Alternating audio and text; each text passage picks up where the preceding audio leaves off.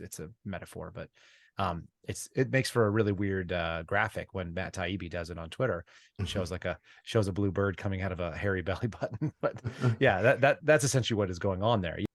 Well, and the documents that I've read, it kind of indicates that the censorship, which is illegal, wasn't so much a matter of a right-left dichotomy, but rather a pro and anti-establishment one. Even some left-leaning accounts were targeted if they strayed too far from the official government narrative.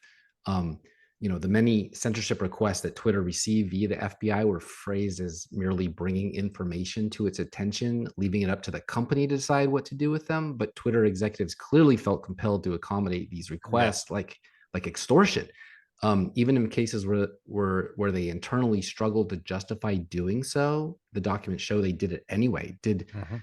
Isn't it against the law for a agency of the United States government to tell a publicly traded company that has SEC requirements to provide a service to do these things? Can't there be, I don't know, lawsuits for goodness sakes?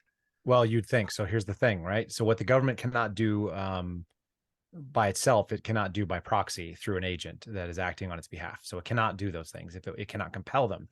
What we see happening, at least in the Twitter files, and what was going on with Twitter specifically, was a almost like a source cultivation, like a relationship.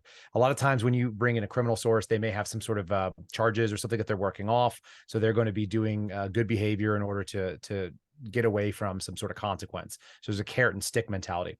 And what we saw in the Twitter files as they did the drops, essentially that Mark Warner from Virginia and Adam Schiff and a couple of others were involved in basically holding over the potential of legislation that would have regulated the industry and the platforms that way.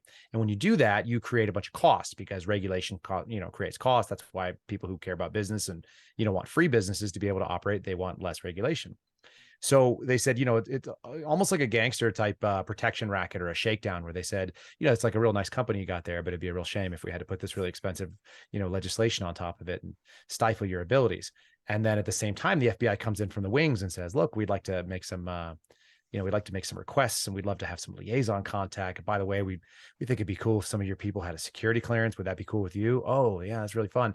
So they worked this kind of, source relationship where they recruited them under threat, and it was like, well, you could be part of Team America. Like, that's what we're all about. So when you get them to come in and do that, now they think they're doing the right thing. And I don't think there should be any illusions about what the political biases at Twitter were.